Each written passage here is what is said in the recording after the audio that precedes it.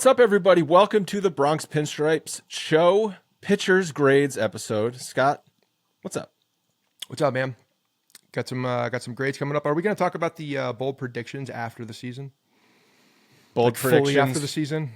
What do you mean bold predictions for the season? Well, the ones that we did at the beginning of the year. Oh. Some of them have playoff implications with what. Yeah, maybe we revisit those when the Yankees are hopefully planning a parade. Champions. Yeah, hopefully planning a parade. But yeah, we can do that then.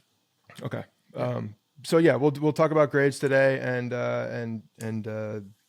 see how these guys ended. We did it during the middle of the season, and now we wrap up the final regular season and give these guys our the pen gets lethal in some ways, I think, with some of these grades. Okay, here's how it's going to work. I will start and I'll give a grade to the first player. And then if Scott thinks I'm way off base, he will say, no, moron, it's actually this. And we'll have a little conversation about it. But if he's like, yeah, that pretty much makes sense, I agree, move on to the next guy. And then he will give the grade for that guy. First up, Garrett Cole.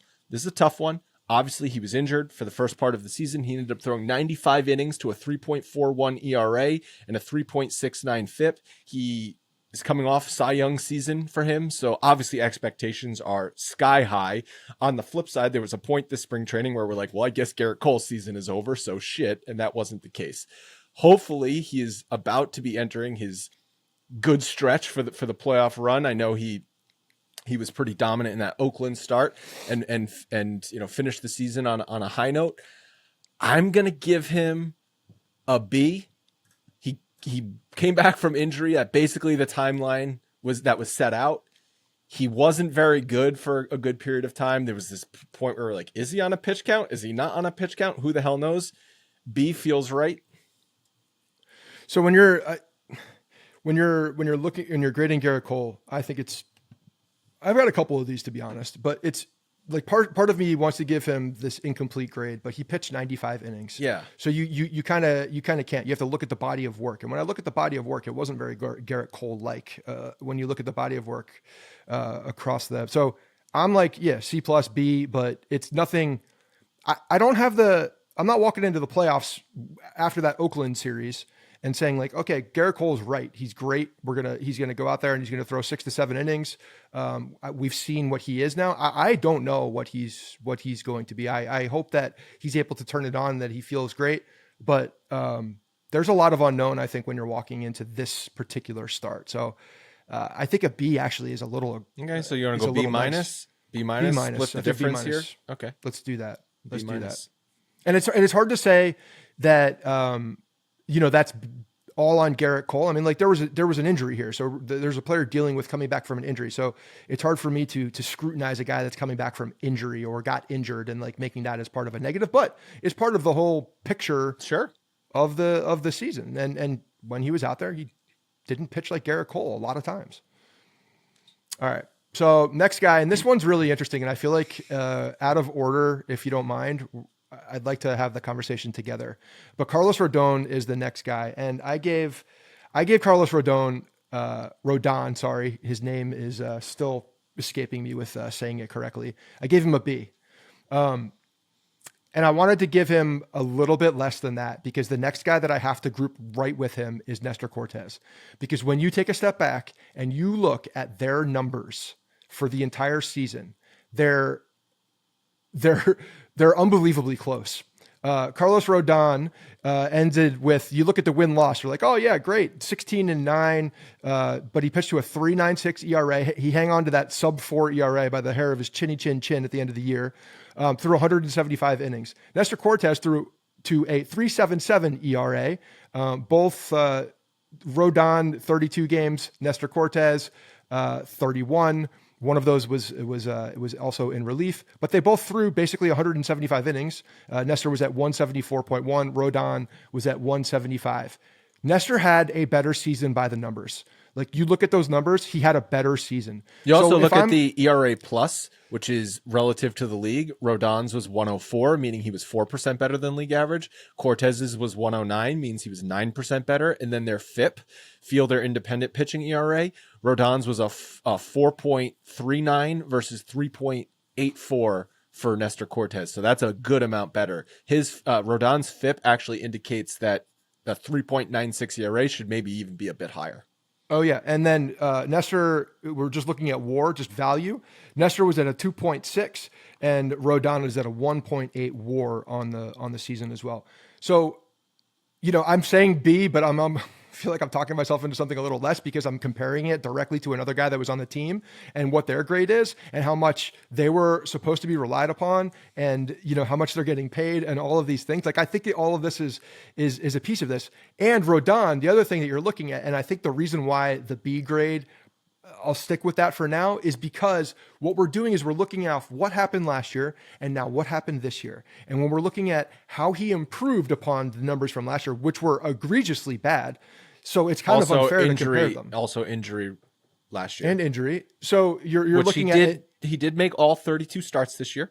Yes, you're looking at an improvement. No doubt about it on that front. But as we've discussed, like, this guy doesn't really pitch past the sixth inning, which potentially could be an issue. But again, like, for the most part, he was pretty good. So I'll go B. Yeah. So you're saying B for Rodon. I think if you're comparing it to last year, it's an A. If you're comparing it to expectations, it's a C minus. So you kind of split the difference there, end up with a B. I guess I'll agree on a B. His lows were very, very low. There were points where, especially, but there weren't very many. There was a chunk of the season. I talked about this in his last game, where there were 6 starts in the middle of the season that really threw off his numbers. Yep, I was just about to say his lows were very, very low. His highs were not very high though, because his highs were kind of. I think he had that streak of. Didn't he set a record for like most starts with sub 3 runs or sub 2 runs or something like that? Yeah, which everybody who was following the team went back and like did the research on that to make sure that was right. Yeah, and I feel like there's always going to be a point in the game where something happens, like we talked about last episode, home runs given up or maybe just loses focus. And that's the biggest thing with him, where if something is going wrong and early in a playoff game, is he going to completely melt down and 3 stolen bases and 2 walks later, the game is out of hand because like it just unraveled so quickly? Like, I always have that gut feeling with Rodon. So I guess I'll agree with you on B. And since we talked about Nestor Cortes, what are you giving Nestor Cortes? Well, real quick to just put a bow on that one as well. The other piece of this that needs to be considered and understanding where his numbers are, like obviously the 16 wins, does that really matter at the end of the day? Didn't he have the most run support in like the first half of the season? Didn't he get like 7 runs a game or something? So on the season, Ilya just threw these numbers in here. And to clarify, these are not runs per game, because the runs per game takes into account when relievers are also entered in the game. So these are numbers that are more correlated to the support when the pitcher was pitching. So these are runs per innings pitched. Cole was at 4.5. Rodon 5.7 leads the team with run support. Heel was at 5.5. Schmidt at 3.8 and Stroman at 4.4. So yeah, he also got the most run support per inning pitched when he was out there for the starters. So he was pitching with a lead for the majority of the time. Yeah. So going to Nestor Cortes, as we're doing him next, I gave him a B+. I had to give him a higher grade than Carlos Rodon, purely for the numbers that they were better. And they basically had an identical season as far as their body of work when it comes to innings, and he was better. He just frankly was better by the numbers. I'll give a B+, but he was also a weird season because such drastic home road splits. And then he's been on this stretch leading up to this injury where he was fantastic. So he getting injured at obviously the worst possible time, just for the team and also for him. I'll agree on B+ for Nestor Cortes. Yeah, I'll say that these grades have nothing to do with consistency, because I don't think anybody here had consistency. Really, even in the bullpen, you could, for the most part, you could take some liberties with that, but consistency was a very difficult problem for the Yankees this year as a whole. This next one is interesting. Clark Schmidt, who only made 16 starts. I don't know how I grade him, because when he was pitching, he was really good. A+, because especially for expectations. I didn't think Clark Schmidt would ever be anything more than a number 5 starter, and he clearly proved me wrong here with his numbers, because he's got a 2.85 ERA in 85 and a third innings pitched to a 3.58 FIP. So his numbers when he was pitching really, really good. And when you take into account expectations, like I said, A plus, but 16 starts, he missed half the season. He did, but when you want to go comparatively, and you're looking at he pitched almost as much as Garrett Cole. Garrett Cole. So I guess we have to grade him. So because there's injuries factored in there as well, I will give him an A minus. I'll stick with that. I would give him an A actually for his body of work. It's an incomplete /A. When he pitched, he was an A. I think that's the thing though. But you miss half the season. How do you get an A? But I'm not going to knock you down for injury. That's the thing. Like it's either an incomplete or it's a grade. Okay, fine. I'm not gonna penalize you for being hurt on the grade side of because it has to do with what. Maybe on the graphic we'll put A when he was pitching. In very, very small letters. And I'm also looking at what I've given other guys as far as grades too. And I think that when you're looking at the body of work and what he did when he was out there, he was the best pitcher. He was the best starting pitcher that the Yankees had across his body of work. And he did throw 85 innings. He was close to where Garrett Cole was. And frankly, he outpitched Cole. He did to those numbers. He outpitched Cole. So all right, I'm with you on that game one. 1 playoff starter. Yeah. Well, I mean, it really, this just kind of shows you that when they're going into the season or to the series 1 through 3, a lot of it is based on what you expect from that guy, how much he's getting paid, and really not at the end of the day what the results have been from this season. Like, if Carlos Rodon, straight up, if Carlos Rodon was on a 3-year, $33 million contract, his grade would be a bit higher. You're right. Well, and also he probably wouldn't be locked into that number 2 spot. Yeah. Okay, so who we got next? Luis Gil. So Luis Gil, I gave an A minus to. Really? I wanted to give him an A, but he there was just so many blow up starts in there that it was really difficult for me to give him a full solid A. But Dude wasn't even going to be in the rotation until Cole got hurt. It's still an A. It's an A minus. So like it's a minor little blip there. But he's got the highest WAR on the team, 3.1. So if I could be talked into an A. I'm trying to be more objective, if anything else. So again, expectations. Luis Gil was a fill-in starter because Garrett Cole went down with an injury, and then for a period in the season, he was the best pitcher in baseball. His highs were higher than anyone on the team. Even like you can even go into the pitchers. As good as Aaron Judge was, you kind of come to expect that with Aaron Judge. Luis Gil was the best pitcher in the sport for 2 months. I think you have to go A. I know he had blow up starts. I know he then missed some starts due to quote unquote injuries, fatigue, shutdown, whatever it was. But man, this season is not as good as it is if he doesn't do what he did in the first half of the season. 1,000%. And that's why his first half grades were off the charts. When you have to factor in the full body of work and the fact that he was given a ton of run support and the fact that he was still walking a ton of guys, leading the league in walks towards the end of the season, there's a lot of things that when his highs are high, when he's up. Like he's very difficult. And that's where that minus came in. Like yes, he's a starter that pitched, what did he pitch? 150 some innings? Under 51 innings in 29 starts. He struck out 10.1 per 9 innings, and he walked 4.6 per 9 innings. So, and what were the hits per 9? Hits per 9, 6.2. So look at that's a lot of base runners. A lot of base runners. So his whip is 1.19. So it's not. I mean, his whip is still 1.19. It's still second best on the team, third best. Yeah. So, I mean, if you're grading on a curve and you're grading based on complete expectations, then you can give him an A. But again, I'm just giving that minus because I think there were some really significant blow up starts in there, and he showed the low side of what Luis Gil can be like many times. And let's hope we don't see that. And let's hope we don't see the playoffs. But as far as expectations and like what I was expecting from him, like hell yeah, the guy saved the first half of the season primarily because he was Garrett Cole without being Garrett Cole. Like that, exactly. He produced like Garrett Cole, like they needed to. So, and that's why his first half numbers were off the charts. But yeah, he definitely didn't pitch in the second half like he did in the first half. That he just didn't. So still an A grade. Okay. So I'm saying A, you're saying A minus. I'm fine with giving him an A though. Okay. Just let it be known. Marcus Stroman, I have to give a D minus.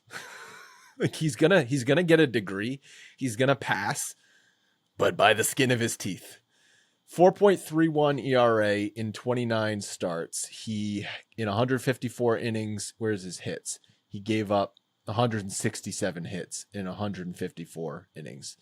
It's so many base runners. Everything was a slog. 4.62 FIP. He was brought in to not be a number one or a number two pitcher, but not to be relegated to might not be on the postseason roster. Yeah. So I gave him a C minus. I was giving him a C minus because to me, like, a D is just abysmal. And I think he was serviceable for a good amount of the season. He pitched 150 some innings. So you got a little bit of run with him when they needed it. But yeah, he can't miss bats. He just can't miss bats. And he's not the same pitcher that he has been in the past. So you're going to see a subpar. You're going to see a number 4, number 5 starter out of Marcus Stroman for the rest of his time here. But he wasn't even a number 4, number 5 starter for them. I mean, that's what he is at the end of the day. Like, yeah. Okay. So you said C minus. I said D minus. Give him a D. D. Okay. D. I was going to say D plus, but that I don't think there's such a thing as a D felt minus. high. Yeah. There's no such thing as a D minus? I don't know. It's an F, isn't it? No, because I think you get D minus. I guess maybe D, it goes D and then F, because a D is a 2.0 grade point average. And if you get straight Ds, 2.0, you graduate. Yeah. So I guess a D minus, you wouldn't graduate if there is such thing as a D minus, because it'd be sub 2. So it might as well be an F. Might as well be an He's F. not an F, though. That's the thing. Like, I think there were points where he's still there. I don't know. Like, at that point, like, I'm at a C minus. All right, before we get to the bullpen, this episode is brought to you by Manscaped, the global leader in men's lifestyle and grooming. If you've ever had a professional shave done, you know how good that feeling is and how clean your face feels afterwards. Well, introducing Manscaped's newest innovation, the Chairman Pro Electric Foil Shaver. This brings a professional shave right into your home. The Chairman Pro gives you that silky smooth finish that you used to only be able to get at the barbershop. And if that isn't your style and you're looking for a trimmer for your beard like I've got, or some stubble to keep that in shape, check out the Skin Safe Stubble Trimmer. Skin Safe is in the name because this technology helps reduce razor burn and irritation, which is much appreciated, especially if you have sensitive skin like I do. Both products are waterproof, meaning you can shave in the shower, which makes for easy cleanup. Manscaped has really thought of everything when it comes to men's grooming. I've been using their products for years and I absolutely love them. I know you will too. Get the Chairman Pro today for 20% off plus free shipping with code Bronx20 at manscaped.com. That's 20% off and free shipping if you use code Bronx20 at manscaped.com. No more juggling multiple tools or dealing with subpar results, just efficient, effective grooming wherever you need it. We are also brought to you today by Mint Mobile. We know bills can pile up and unexpected expenses can hit you when you least expect them. One service you should not be overpaying for is your wireless provider. That's why I'm happy Mint Mobile is sponsoring this episode. Say bye-bye to overpriced wireless plans and hello to Mint Mobile for just $15 per month when you purchase a 3-month plan. When they say $15 a month, they mean it. What you see is what you get. All plans come with high-speed data and unlimited talk and text delivered on the nation's largest 5G network. You can use your own phone with your contacts and all that good stuff. On a Mint Mobile plan, you bring your phone and all that stuff over with you. This is a great offer. I know you will love it because I know people in my life who have used it and say it's a great value. To get this new customer offer and your new 3-month premium wireless plan for just $15 a month, go to mintmobile.com/Bronx. Again, mintmobile.com/Bronx to cut your wireless bill to $15 per month at mintmobile.com/Bronx. It's $45 upfront payment required, which is equivalent to $15 per month. New customers on a first 3-month plan only. Speed slower above 40 gigabyte on unlimited plan. Additional taxes, fees, and restrictions apply. Go see Mint Mobile for details. All right, you can kick off our relief pitcher grades. Okay, so the first guy that we're going to talk about is the one that was supposed to be the closer of the game. When you look at his overall numbers, and you're talking about just pure numbers, the guy's numbers don't look bad, and that's a problem, and it's a problem to the narrative because his job was to close games, and he did not do that well. So I'm not, I didn't really I gave one F out in this whole thing. I'm not giving him an F. I gave him a D because when he was out there, he had moments, but he just gave up too many, way too many blown saves. The division would be very different if you inserted a different person into Clay Holmes's role. And when I see that, to me, that means you failed to do your job. You had opportunities that were outside of that closing position, and you had good moments. And again, overall numbers being a little bit of a mirage, you didn't come through when you did, and that affected the team in a very significant way. 0.7 WAR. Your closer should have a significantly higher WAR than that. So I give him a D. I'm looking up when he gave up his first earned run because it was, I think that, okay, so Clay Holmes gave up his first earned run on May 20th. Okay. That's almost 2 full months of not giving up his ERA on May 19th was 0.00. Earned runs, right? Yeah, earned runs. His ERA was 0.00 after substantial amount of pitching time. He was then so absurdly bad that he lost his closer job and led the league in blown saves after not giving up a run until the end of May. He does not get anything except an F. This guy failed. He lost his job and led the league in the one thing as a closer you can't lead the league in, which is blown saves. It's an F. If you're looking at him as a closer and purely a closer, it's an F. That's what you're looking at him I'm as. giving his body of work in the pitching a D because of the numbers. Because you look at his numbers and you're like, how do you possibly give that guy an F? Because he led the league in blown saves. Blown saves are not on the back of a card. Like it's not a number that's going to come up all the time. When you look back on him, that blown save number will probably be often in existence. When you look back historically on him, you're like, damn, Clay Holmes was a good relief pitcher for the 2024 Yankees because of what he pitched to. I mean, you will. That's exactly what will happen. And it's a mirage. It's a mirage of a number. And frankly, like a lot of this bullpen is a bit of a mirage in that regard. But that's why I gave him a D, because his overall numbers were actually good, which is crazy. I feel like for this one, because I'm not going to budge on an F. We need Ilya and Logan to weigh in here and to be tiebreakers here, because I feel like Logan. To be clear, his job as a closer his job was a closer. Yeah. Okay. F. And then he pitched in the 7th and 8th inning and also blew saves. Yes, he did. Yes, he did.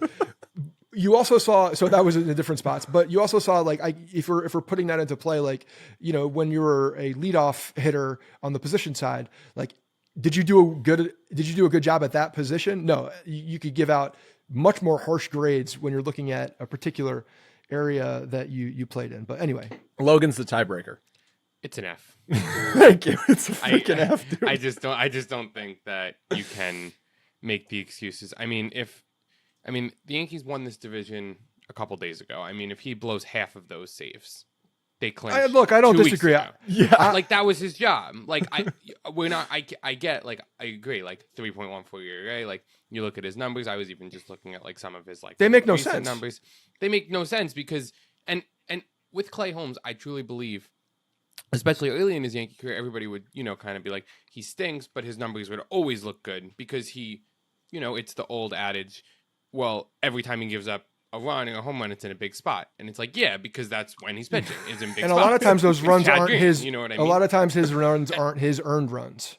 Or they're not his fault because they dink and dunk and, he's not getting hit hard. He's not giving up home runs. So it's, he blew that save, but like, Gleyber booted 2 balls. Is that really his fault? And it started that way. Like, there's a little bit of context there with the blown saves. There's definitely a little bit of context there with the blown saves. But not when there's 14 of them. Right. If he had 5 blown saves and you're like, well, 2 or 3 of them, it was like, well, Gleyber, squibbed a ground ball. And it's like, oh, that's a good season.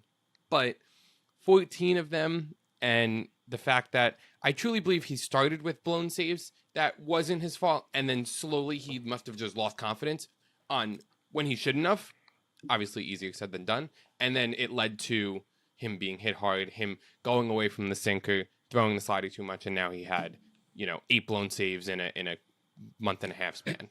I will say this also. I think that the Yankees handling of Clay Holmes was an F, a solid F, Should have been told earlier. Well, I think he should have been probably moved earlier. The fact that he was allowed to get to 14 blown saves, and I know some of those didn't come in the ninth inning. I think it was 11. It was 11 when he was in the closer role. Yeah. But you have to get to that point and not change much. Like again, just like keep running it out there. Keep doing the same thing. I'm sitting here as a couch spectator looking at these games and then looking at what he does on the pitcher's mound. And I'm talking specifically the pitches that he's throwing. And when I see a guy that has command issues, and I addressed this a couple episodes ago, the fact that this guy doesn't throw a 4-seam fastball or has even really tinkered with a 4-seam fastball this year, last year under the Yankees realm, the last time he threw it was in Pittsburgh, I believe. And he didn't throw it a lot.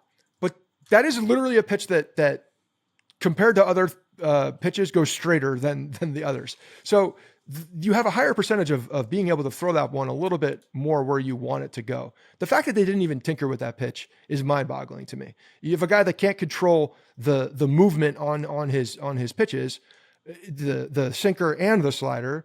Why not mix in something in there that has a little bit straighter run, just to see what he can do confidence-wise and get mechanics on that and show something different. So I think that there's a systemic failure here with the way that he was handled, the execution in how he performed, and the fact that he was left in a role that he wasn't doing a good job in at all. So as a closer, he's an F, no doubt about it. Body of work, that's why I give him a tick up and give him a D-. I agree with you. The Yankees handling of him this year was also an F. Okay, moving on. Probably going to have to fire through the rest of these relievers fairly quickly, but a lot of them should be quick. Luke Weaver, I'm giving an A+. He was the best pitcher in the bullpen, and he kind of saved the bullpen for a period of time. And I think he will be the quote-unquote closer, even if he's not labeled as the closer in the postseason, despite the fact that Clay Holmes got the save on the last day of the season. 2.89 ERA for Luke Weaver, 3.33 FIP, a sub-1 WHIP. He was their best relief pitcher in the bullpen. A+. I give him, I didn't give any A+, so I gave him an A, because I think that I agree with you. I think that, and when you go back to the conversation we were having about Cashman finding guys, they found this guy. They signed him before the season also. So when we were looking at that, I'm like, they signed who?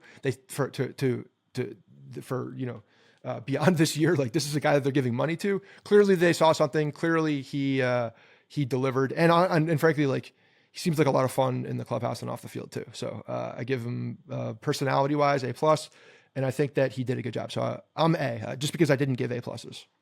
Did you give A+ to any of the position players? I didn't give A+. No, no A+. You're one of those. Yeah. Okay. A+ are stupid. All right, go next. give the Schlambino a grade.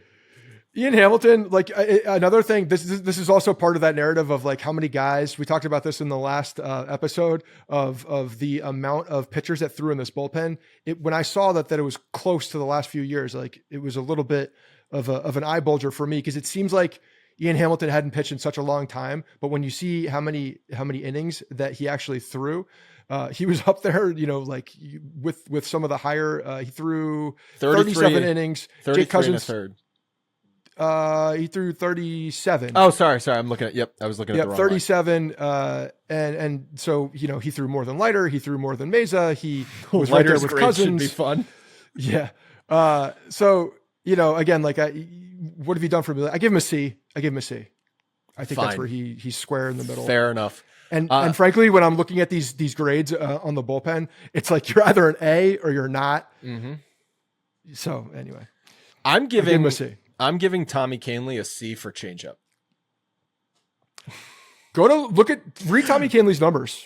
Tommy Kahnle, 2.11 ERA, 4.01 FIP. I don't get it. He's pitching. He's a better pitcher. His numbers are better than a C. His ERA is 2.11. So realistically, he's a B+. He's an A. I don't feel good about Tommy Kahnle. Okay, Tommy Kahnle's an A. When you look back at his numbers, look at how many runs he gave up. He gave up by far the fewest amount of runs 10. in this bullpen. Yeah, earned runs 10. Runs he gave up 16. So there's a story there, and I know we've talked about that where he's given up base runners that he's inherited, but 10 earned runs on the season, throwing 42 innings. So he was he was fourth or fifth in runs or in innings pitched, because Tim Hill coming up from the rear throwing 44 innings, more than Tommy Kahnle. But when you look at Tommy Kahnle's numbers, again, going back to what his numbers are, he's an A. 4 walks per 9 innings. Yep. A lot of base runners. Sure. That's why his FIP is high.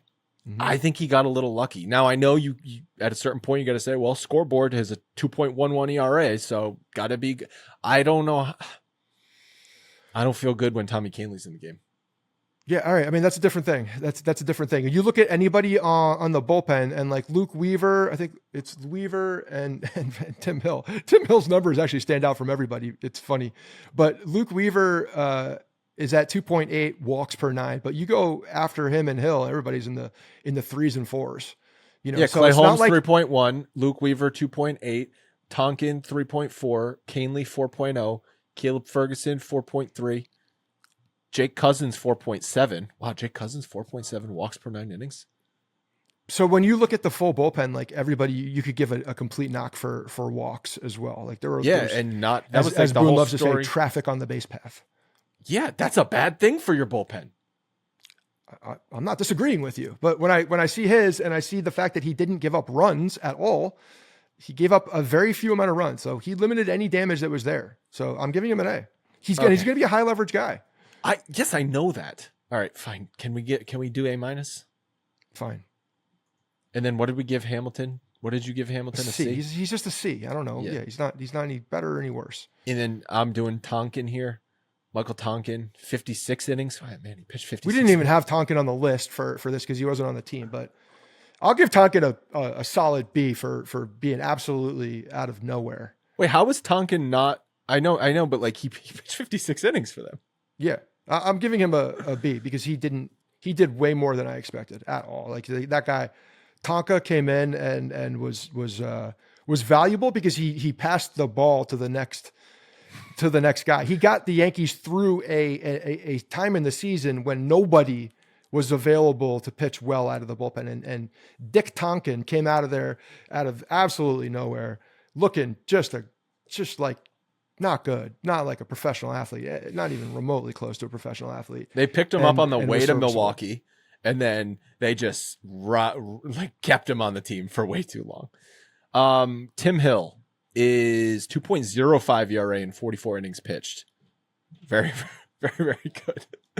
I don't know how. Give it to him. He's going to be their high leverage lefty. Oh my God.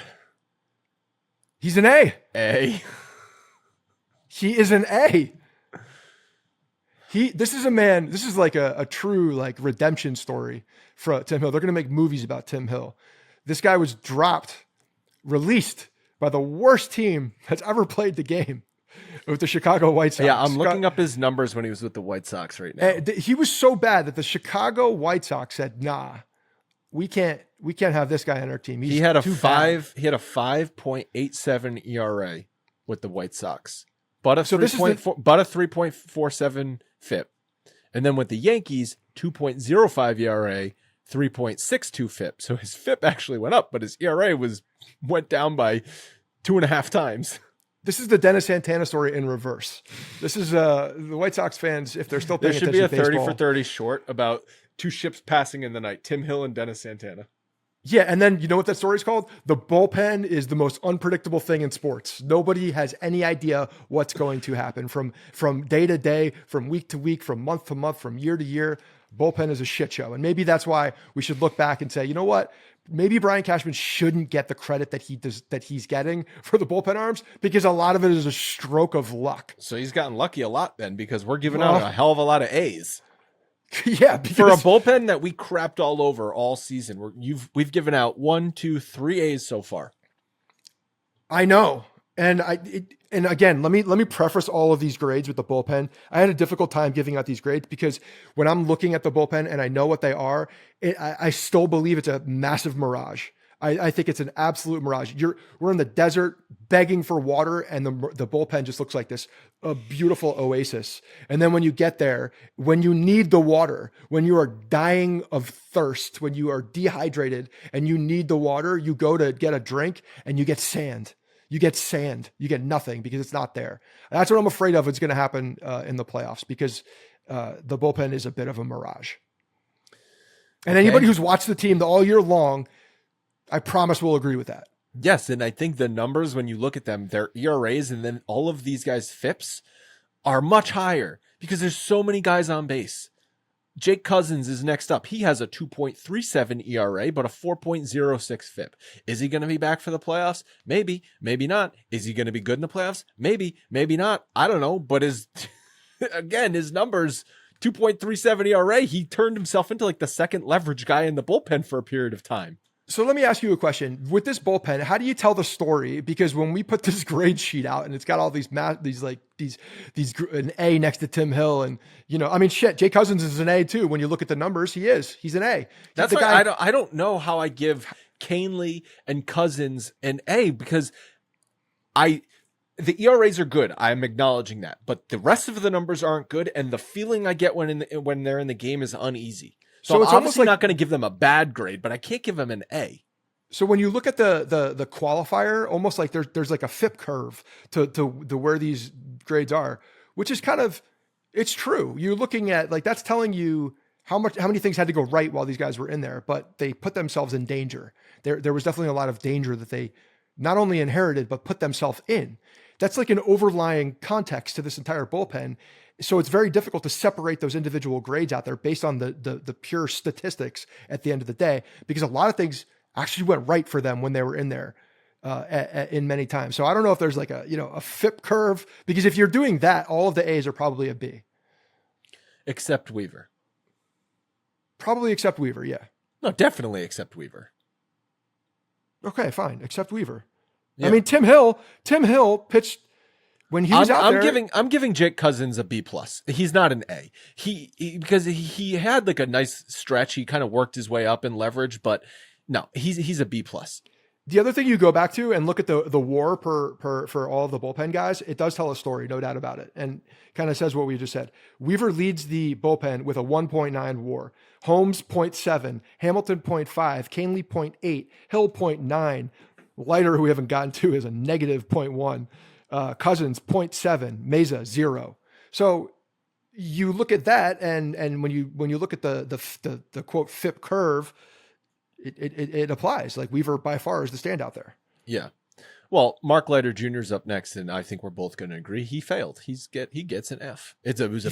Brian Cashman gets an F for the acquisition, and Mark Leiter Jr. gets an F for his performance with the Yankees. Everything has been bad.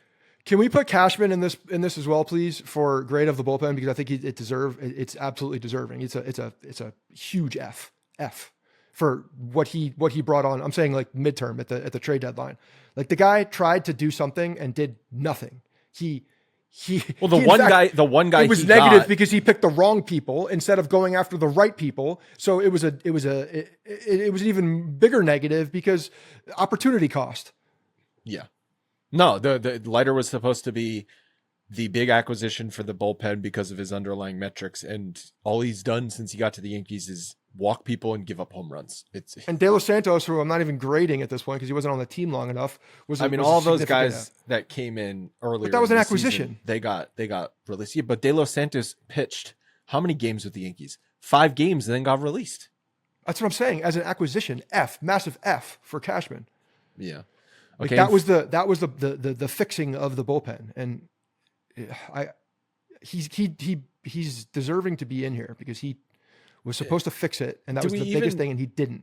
Did we even grade Tim Mesa 18 innings, 15 games, 4 ERA? Like no, incomplete. Yeah, I'm not grading him. And again, let's talk about the guys that we're talking about here that were significant contributors here. Tim Hill released, Tonkin released. From other teams. They were picked up. These were luck picks. They were available, and the Yankees struck at that point. They could have picked up other people. I see Logan shaking his head a little bit, but at the end of the day, they were available because they were terrible on other teams. They were gap fillers more than anything, and maybe they get a little upside. But Tim Hill, to see what he did, like based on any expectation, far exceeded anything. Like you want to give an A+ based on expectation, that's where you can get significantly higher with some of these guys. You could say that about a lot of guys that the Yankees have brought in, though. Like technically, Luke Weaver is that also. He was just that last year. Ian Hamilton was released from other teams. Jake Cousins was released from other teams. Yeah. You know, you're always gonna get that. But some of them were different. Some of them were off season, like and they invested in Luke Weaver as well. So they doubled down on that piece right there. I'm talking about during the season when you need pitchers in the bullpen. You're not pulling up very many guys from AAA. You're going out on the market and looking at who has been released, and you're looking at terrible teams who have released these pitchers as well. So to me, that's luck. So they have a body of like being able to do that and be successful yes, they do. At it, though. I don't disagree with that, but the names also have to be available to you. Last episode, when we talked about how the Yankees have used 29 relief pitchers, did we count Jose Trevino in that? Because he pitched 2 games for them.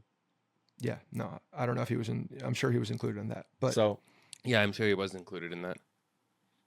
All right. That still counts. No, I know. It's just great. I just remembered as I was looking through the numbers, he got 2 relief appearances for the Yankees. Yeah. All right. So what are you giving Tim Hill? I don't think did we decide on the final grade? You said A. I don't know. I feel bad giving these guys A's. So I would give him somewhere like a B+, but I guess A-.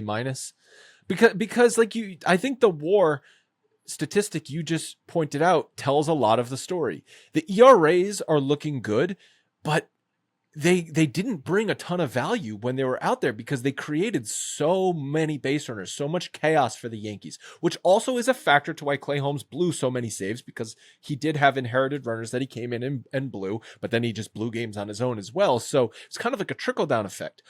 I think Weaver is a clear standout in the bullpen. I even felt bad about giving Tommy Kahnle an A-, but I can be talked into it. I cannot justify giving Tim Hill an A-. Okay. I mean, the name doesn't warrant the grade, but the performance and what he has done does actually warrant it. All right. As wild as that is. You'd expect more bloated ERAs from runners inherited, but a lot of those guys are just not on the team anymore as well. Good point. That's going to wrap up the pitcher grades. We'll be back at you again tomorrow with the hitter grades, so tune in for that. Thanks for listening.